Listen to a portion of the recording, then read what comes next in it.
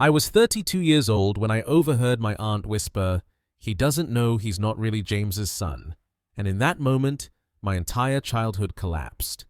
For most of my life, I believed my family was ordinary, not perfect, just stable. My father, James, worked in logistics near Redwood Harbor, a quiet coastal town where nothing ever really happened. My mother, Marianne, ran a small bookkeeping business from home. They had been married for over 30 years. No divorces, no scandals, no dramatic blow-ups. At least, none that I knew about. We lived in the same two-story house on Willow Crest Drive since I was 8. Every Thanksgiving, the same routine. Same dining table, same conversations, same forced laughter. If you asked me back then, I would have said I came from a boring family. I had no idea how wrong I was. Growing up, my father wasn't cold, just reserved. He wasn't the kind of dad who hugged a lot or talked about feelings, but he showed up. He never missed a school event. He taught me how to drive in the empty parking lot behind Bay Ridge Mall. He helped me move into my first apartment near Caldwell Station. That was my dad, or so I thought. My mom was warmer, but guarded. She smiled easily, laughed often, but there was always a sense that certain topics were off-limits. Questions she redirected, stories she rushed through. Back then, I assumed it was normal. Families had boundaries, families had history. What I didn't realize was that my family had a secret so massive it rewrote my entire identity, and everyone knew, except me. It happened at my cousin Camilla's engagement party. A rented event space just outside Oak Ridge Point, overlooking a shallow lake with cheap string lights hanging from wooden beams. I almost didn't go. Work had been brutal, and I was exhausted, but my mom insisted. "Family shows up," she said. I stepped outside halfway through the night to take a call. It was cold. I could hear laughter inside, muffled music, glasses clinking. That's when I heard my Aunt Ruth and my Uncle Mark standing just around the corner near the service entrance. I wasn't eavesdropping. I wasn't trying to listen. But then I heard my name. "He's doing well," Mark said. "Yeah," Ruth replied quietly. "Still doesn't know, though." There was a pause. Then she said it. "He doesn't know he's not really James's son." My phone slipped from my hand. They froze. I froze. And in that moment, I knew something irreversible had just happened.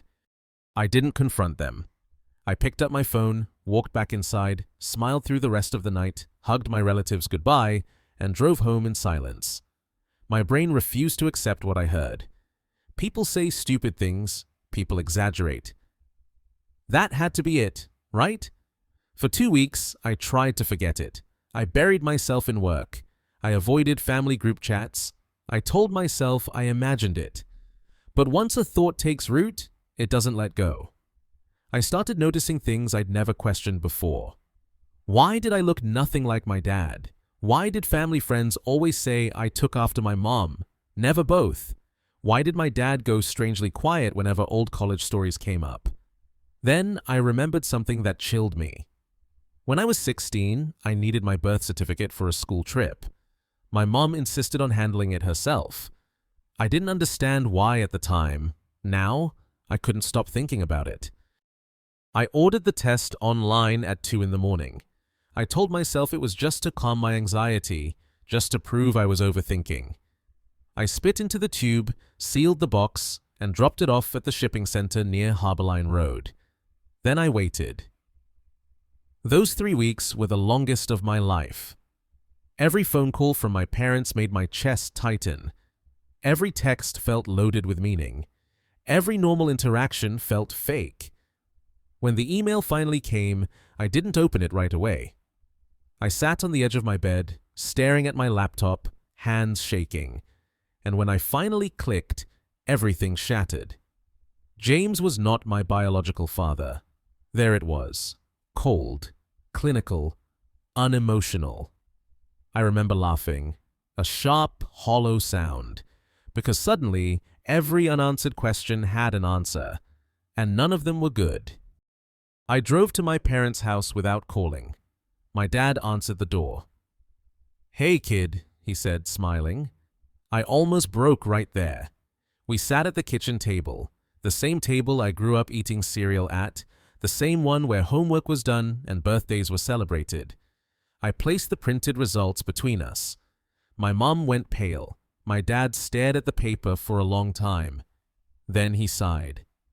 "I always knew this day might come," he said.